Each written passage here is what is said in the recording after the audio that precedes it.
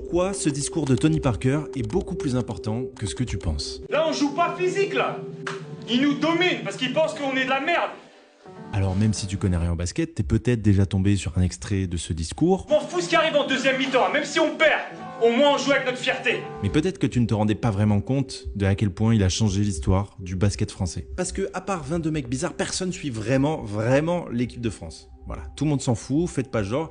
Qui ici savait qu'il y avait l'Euro à la fin de l'été? Qui?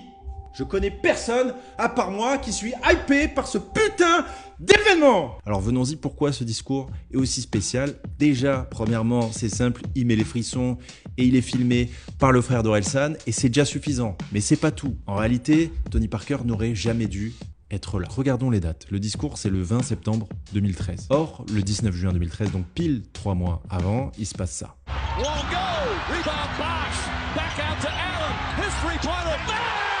Et avant ce tir absolument improbable, les Spurs de Tony Parker avaient 99% de chances de gagner le titre contre le Miami Heat de LeBron James. Et LeBron James, en 2013, c'est Thanos, basiquement. Personne n'a jamais fait mieux, à part peut-être Jordan au début des années 90. Voilà. Au final, ils prennent ce tir, ils finissent par perdre en prolongation, et à la fin, c'est Miami qui est champion. Tony Parker est absolument dégoûté, épuisé, traumatisé.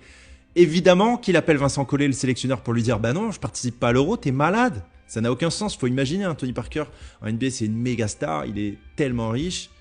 Je sais pas si vous avez vu sa maison avec Kai Cenat, là, récemment. Pour venir à un Euro, il faut se préparer pendant des semaines, pendant la canicule, dans des gymnases pas climatisés dans toute l'Europe de l'Est. Ça n'a aucun sens, c'est une souffrance absolue. En plus, son copain Joachim Noah ne vient pas, encore une fois, il déclare forfait. Mais bon, il a passé sa vie à faire ça, lui, ce bâtard. Mais il finit par se faire attraper par son esprit de compétiteur, comme à chaque fois, hein, c'était un grand malade. Hein. Il venait tous les étés, Tony, c'était un truc de fou. Et l'Euro 2013 sera son chef-d'œuvre.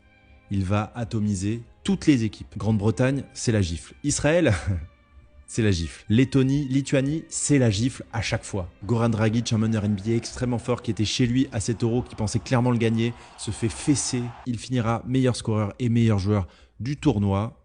Mais avant ça, en demi-finale, on tombe contre l'Espagne. L'ogre espagnol. Voilà, ça fait 13 mois que personnellement je rêve qu'on recroise leur route.